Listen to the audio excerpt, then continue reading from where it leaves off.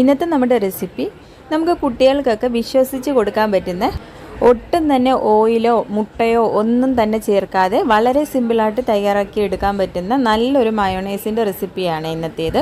അപ്പോൾ ഇതെങ്ങനെയാണ് തയ്യാറാക്കുന്നതെന്ന് നമുക്കൊന്ന് കണ്ടു നോക്കാം. ഈ വീഡിയോ കണ്ടുകൊണ്ടിരിക്കുന്ന സമയത്ത് നിങ്ങൾക്ക് ഇഷ്ടപ്പെടുകയാണെങ്കിൽ മറക്കാതെ തന്നെ ആ ലൈക്ക് ബട്ടണും കൂടി ഒന്ന് ക്ലിക്ക് ചെയ്തേക്കണേ. ചാനലൊന്ന് സബ്സ്ക്രൈബ് ചെയ്ത് ഒന്ന് സപ്പോർട്ട് കൂടി ചെയ്യുക. അതിനായിട്ട് ഞാനിപ്പോൾ ഇവിടെ ഒരു 1/2 ലിറ്റർ പാലാണ് എടുത്തിട്ടുള്ളത്. ഇനി ഈ പാല് നമുക്ക് നന്നായിട്ടൊന്ന് തിളപ്പിച്ചെടുക്കാം. ഇതുപോലെ നന്നായിട്ട് ഇളക്കി കൊടുത്ത് വേണം ഇത് തിളപ്പിച്ചെടുക്കാനായിട്ട്.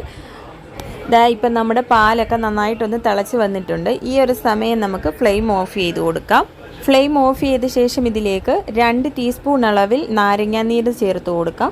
ഇപ്പം നിങ്ങൾക്ക് നാരങ്ങാനീരിന് പകരം വിനാഗിരി വേണമെങ്കിലും ചേർത്ത് കൊടുത്താൽ മതി. എന്നിട്ട് നന്നായിട്ടൊന്ന് മിക്സ് ചെയ്തെടുക്കാം. നല്ലതുപോലെ ഒന്ന് മിക്സ് ചെയ്തെടുക്കുന്ന സമയത്ത് പാൽ ഇതുപോലെ ഒന്ന് പിരിഞ്ഞ് കിട്ടും. പെട്ടെന്ന് തന്നെ നമുക്കിതൊന്ന് പിരിഞ്ഞ് കിട്ടുന്നതാണ്. ഇപ്പം നിങ്ങൾ 2 ടീസ്പൂൺ നാരങ്ങാനീര് ചേർത്ത് കൊടുത്ത് പാല് പിരിയുന്നില്ല എന്നുണ്ടെങ്കിൽ 1 ടീസ്പൂൺ നാരങ്ങാനീരോട് ചേർത്ത് കൊടുത്ത് നന്നായിട്ടൊന്ന് പിരിയിച്ചെടുത്താൽ മതി.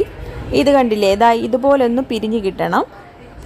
എന്നിട്ട് ഞാൻ ഇതുപോലെ ഒരു അരിപ്പയിലേക്കൊന്ന് മാറ്റിയിട്ടുണ്ട്. ഇനി ഇത് പ്രസ് ചെയ്ത് അതിൽ വെള്ളമൊന്നും കളയേണ്ട ആവശ്യമില്ല. ഇതിൻ്റെ ചൂടൊന്ന് മാറിക്കിട്ടണം. ചൂടൊന്ന് മാറി കിട്ടിയതിന് ശേഷം നമുക്ക് മിക്സിയുടെ ചെറിയ ജാറിലേക്ക് ഇതൊന്ന് ഇട്ട് കൊടുക്കാം. പിന്നീട് ഇതിലേക്ക് 2 ചെറിയ വെളുത്തുള്ളി ഇതുപോലെ ചെറുതായിട്ടൊന്ന് അരിഞ്ഞെടുത്തിട്ടുള്ളതാണ്. ഇപ്പം നിങ്ങൾ വലിയ വെളുത്തുള്ളിയാണെങ്കിൽ ഒരെണ്ണം എടുത്താൽ മതി. ഇപ്പം വെളുത്തുള്ളിയുടെ ഫ്ലേവർ ഒരുപാട് ഇഷ്ടമുള്ളവരാണെന്നുണ്ടെങ്കിൽ ഇതിലും കൂടുതലായിട്ട് നിങ്ങൾക്ക് ചേർത്ത് കൊടുക്കാം. ഇനി ഇതിലേക്ക് ചേർത്ത് കൊടുക്കുന്നത് നാരങ്ങാനീരാണ്. ഒരു 1/2 ടീസ്പൂൺ അളവിൽ നാരങ്ങാനീര് കൂടി ഇതിലേക്കൊന്ന് ചേർത്ത് കൊടുക്കാം. ഒരു 1/4 ടീസ്പൂൺ മാത്രം കുരുമുളക് പൊടിയും. പിന്നെ നമ്മൾ മയോണൈസൊക്കെ കഴിക്കുന്ന സമയത്ത് ചെറിയൊരു മധുരം കാണുമല്ലോ, അതിനായിട്ട് കുറച്ച് മാത്രം പഞ്ചസാര ചേർത്ത് കൊടുക്കാം. എന്നിട്ട് ഇതിലേക്ക് ഒരു 1/4 ടീസ്പൂൺ മാത്രം ഉപ്പ് ചേർത്ത് കൊടുത്തിട്ട് ഇത് നന്നായിട്ട് ഇനിയൊന്ന് അടിച്ചെടുക്കാം. ഇതിപ്പോൾ ഒന്ന് അടിച്ചെടുക്കുന്ന സമയത്ത് ഇതുപോലെ ഒരു കട്ടിക്കാണ് നമുക്ക് കിട്ടുന്നത്. ഇത് നമുക്ക് കുറച്ചുകൂടി ലൂസായിട്ട് എടുക്കാനായിട്ട് ഒരു 2 ടേബിൾ സ്പൂൺ അളവിൽ പാല് ചേർത്ത് കൊടുക്കാം.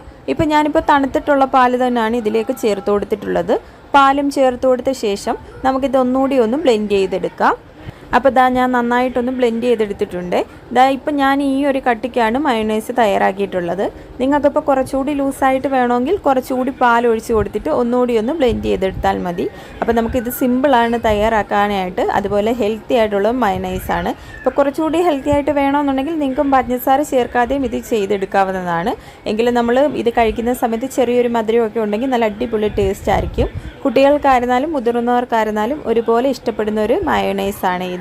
ട്രൈ ചെയ്ത് നോക്കിയിട്ട് നിങ്ങളുടെ ഫീഡ്ബാക്ക് അറിയിക്കാൻ മറക്കരുത്. താങ്ക്